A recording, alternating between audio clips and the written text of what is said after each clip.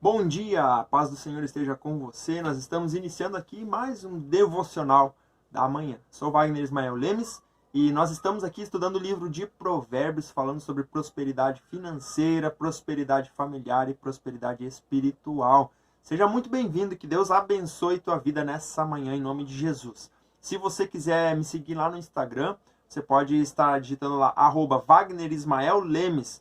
Você vai estar me achando lá. E também o meu site, wagnerlemes.com.br. Graças a Deus. Vamos então à leitura do capítulo 20 de Provérbios. Nós vamos ler alguns versículos hoje e ver aquilo que Deus tem para nós hoje, para ministrar ao nosso coração. Então vamos lá. Versículo 1. O vinho é zombador e a bebida fermentada provoca brigas. Não é sábio deixar-se dominar por eles. Esse versículo 20 aqui, ele fala de algo que é muito polêmico entre as igrejas, né, entre os cristãos, que é a respeito justamente aqui do vinho, da bebida alcoólica, né? Eu quero frisar algo muito importante para que você entenda. O tomar o vinho não é pecado, tá? Muitos confundem isso achando que a Bíblia condena o uso do vinho, né, por ser uma bebida alcoólica, mas a realidade é que o uso do vinho exagerado provoca isso que está aqui no versículo 20, né, o versículo 1 do capítulo 20, que são brigas e também muitas coisas que vêm por causa da pessoa que se deixa dominar pela bebida alcoólica, ou seja, ela perde a noção das coisas, ela perde a consciência. E isso é pecado, ou seja, ela comete pecado por entrar nessa situação de perda de consciência, né? Então ela faz coisas que não deveria fazer. Então o exagero faz com que a pessoa peque. Tanto que Paulo ele recomenda a Timóteo para que tome um vinho por causa da saúde, né? Então aqui nós temos essa ideia aqui de que o exagero, isso em várias outras coisas também, não só nessa questão aqui que a gente está colocando no versículo 1, mas em várias outras coisas, até no alimento, né? A glutonaria, o exagero sempre ele vem seguido de pecado. Então a gente precisa cuidar muito essa questão. Versículo 2. O medo que o rei provoca é como o do rugido de um leão, e quem o irrita põe em risco a sua própria vida. Então aqui, diante de uma autoridade, você precisa ter controle. Você precisa se controlar, você precisa ter domínio próprio, porque você não pode sair falando aquilo que você quer a seu bel prazer. Hoje em dia a gente tem aí uma cultura de falta de respeito com as autoridades. Já é difícil uma autoridade que tenha esse respeito das pessoas. Se essa autoridade tem o respeito das pessoas, é porque ela conquistou. Mas a gente precisa entender que toda e qualquer autoridade precisa ser respeitada. Versículo 3. É uma honra dar fim à contenda, mas todos os insensatos envolvem-se nela. Então, você sente-se honrado quando você separa uma briga, por exemplo. Quando você dá fim a uma contenda, a alguma confusão, a uma desavença. Então, isso revela o fato de que eu e você fomos chamados para ser pacificadores e não causadores de discórdia, de desavença. Então, eu e você fomos chamados para isso, mas quem faz o contrário, aquela pessoa que causa a desavença, é o insensato. A pessoa que causa confusão é o insensato. Versículo 4. O preguiçoso não ara a terra na estação própria, mas na época da colheita procura e não acha nada. Esse versículo é muito interessante porque ele nos fala a respeito do princípio do plantio e da colheita. Muitas pessoas querem colher aquilo que não plantaram. Muitas pessoas querem que produza algo, mas não plantaram no momento certo. Então, quando você não planta, você não colhe. Mas quando você planta, mas planta na época errada, você não vai conseguir colher também. Porque uma planta, para quem já teve a oportunidade de plantar alguma coisa, você sabe que tem a época certa de fazer o plantio. Se você não faz na época certa, aquela planta até vem, mas ela não vinga, como a gente fala, né? Ela não produz. Então você não vai conseguir colher, mesmo tendo plantado. Quanto mais se você não plantou nada, né? Os propósitos do coração do homem são águas profundas, mas quem tem discernimento os traz à tona. Isso aqui revela algo relacionado à questão dos sentimentos, né? Então, a pessoa que tem discernimento consegue entender o que o outro está sentindo. Uma pessoa que não tem discernimento nunca vai entender o que está no mais profundo do coração de alguma pessoa. Então, nós precisamos pedir discernimento para que a gente possa entender o que as outras pessoas estão sentindo. Quando Jesus fala que é para nós amarmos o próximo como a si mesmo, então isso aqui cai bem de encontro com isso que nós estamos falando.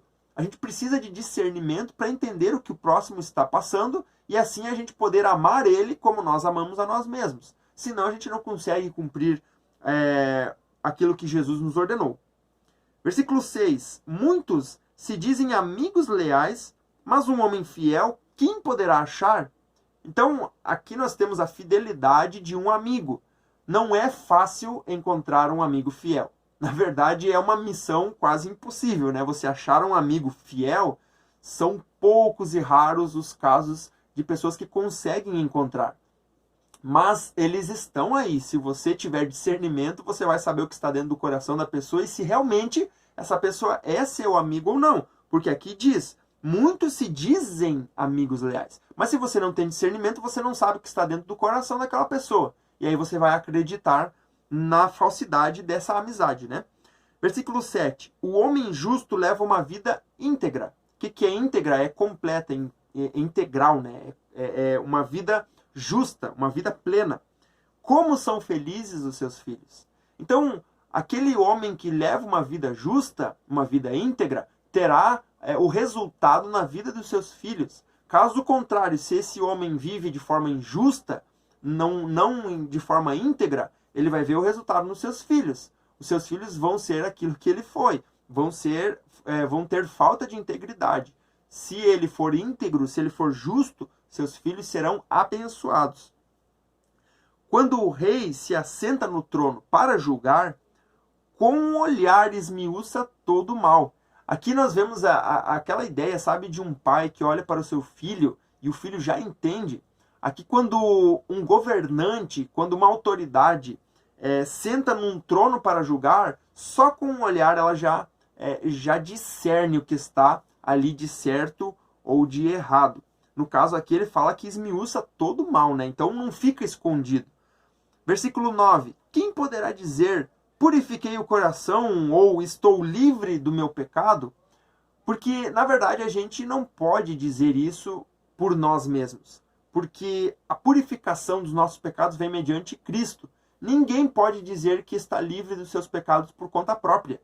Ninguém é capaz de fazer isso por si próprio. Somente através de Jesus. Versículo 10. Pesos adulterados e medidas falsificadas são coisas que o Senhor detesta. E aqui está sendo muito claramente especificada a palavra injustiça. Ou seja, Deus detesta a injustiça. A gente já falou sobre essa questão de pesos, né? O peso ele era uma forma de você negociar algum produto. Então, por exemplo, você tinha lá um peso de 1 quilo, você colocava o produto aqui até equalizar, né? Até equilibrar. Você sabia que então você tinha 1 quilo desse produto X, se você estivesse com a balança equilibrada. Só que se o comerciante fosse desonesto, ele pegava esse peso como sendo de 1 quilo, mas colocava lá 500 gramas, por exemplo, 800 gramas. Então, cada vez que se pesava aqui, a pessoa achava que tinha 1 quilo, mas na verdade tinha 800 gramas, ela saía prejudicada. Isso Deus detesta. Esse tipo de atitude Deus detesta. A gente precisa ser justo em todos os nossos caminhos. Então, como a gente está falando de prosperidade financeira, tudo aquilo que a gente faz, ou todas as nossas ações, precisam ser justas. A gente precisa ganhar o dinheiro, ou conquistar o dinheiro, mas de forma justa, não de forma injusta, porque muitos conseguem rapidamente dinheiro de forma injusta, mas eles serão castigados lá na frente. Então a gente precisa cuidar muito disso. Versículo 11. Até a criança mostra o que é por suas ações. O seu procedimento revelará se ela é pura e justa. Então, já ouviu aquele ditado que diz que pelo fruto você conhece a árvore? Então, na verdade, a gente consegue perceber como a pessoa é pelos seus frutos, ou seja, pelas suas ações. A gente consegue entender como a pessoa procede, qual o comportamento daquela pessoa, ou melhor, o que está dentro daquela pessoa através do seu comportamento. Então, se você for sábio, você vai olhar para a pessoa, por exemplo, vai escolher uma amizade. Ah, tenho ou não amizade com essa pessoa? Observa a forma de ela agir, as ações dessa pessoa, você vai já saber o que tem dentro dela. Versículo 12. Os ouvidos que ouvem e os olhos que veem foram feitos pelo Senhor. Então aqui é uma realidade de que Deus vê e ouve todas as coisas porque foi Ele que criou os olhos e os ouvidos. Então ele não está falando aqui simplesmente do ouvido físico, aliás, do olho físico, né? O olho aqui físico ou do ouvido físico. Mas ele está falando da ação de ver e de ouvir. Deus vê e Deus ouve todas as coisas. Ele conhece tudo porque Ele foi que criou isso em nós, né? E o versículo 13. Não ame o sono, senão você acabará ficando pobre. Fique desperto e terá alimento de sobra. Então, mais uma vez, e aqui no livro de Provérbios, isso fica muito claro para nós, que a pobreza vem por causa da preguiça, por causa do sono. Não ame o sono, senão você acabará ficando pobre. O que é ser pobre? É ser improdutivo. É você não conseguir produzir. Por exemplo, uma pessoa que não tem o que comer, ela não consegue produzir o seu próprio alimento. E isso, quando eu falo aqui, não é simplesmente de plantar, mas é você, porque no nosso caso aqui, a nossa moeda de troca é o dinheiro, né? Então você troca o teu dinheiro por alguém que tem comida. Então, eu vou lá no mercado, eu te pago esse valor e você me dá 1 quilo de arroz. É uma moeda de troca. O pobre, ele não consegue produzir o seu dinheiro para fazer essa troca. Tu consegue entender que muitas vezes isso é causado porque a pessoa muitas vezes não, na maioria, né? Quase todas as vezes é por causa da preguiça. A pessoa não consegue produzir por conta da preguiça. Ela ama o sono, mas aqui, pelo contrário, fique desperto e terá alimento de sobra. Amém? Graças a Deus. Então, aqui a palavra orientando eu e você. Sábio é aquele que ouve o conselho e coloca em prática. Então, aqui nós estamos sendo aconselhados pela palavra de Deus. Graças a Deus. Vamos orar então, se você pode, feche seus olhos e vamos agradecer ao Senhor nessa manhã. Pai, nós te louvamos pela tua graça, misericórdia e bondade. Obrigado, Senhor, porque tu tem nos livrado do mal, tu tem sido fiel para conosco. Obrigado, Senhor, por cada dia que nós temos vivido, Senhor. Obrigado pelo ar que nós respiramos e pelo teu sustento diário, Senhor, na nossa vida. Eu quero colocar a cada um que está aqui comigo, Deus, cada família, Senhor, que está sendo representada aqui, Deus amado, que tu venha fortalecer a cada um, guardar, livrar de todo o mal, Senhor. Abençoe esse dia, seja conosco, em nome de Jesus. Nós te pedimos e nós te agradecemos. Amém e amém.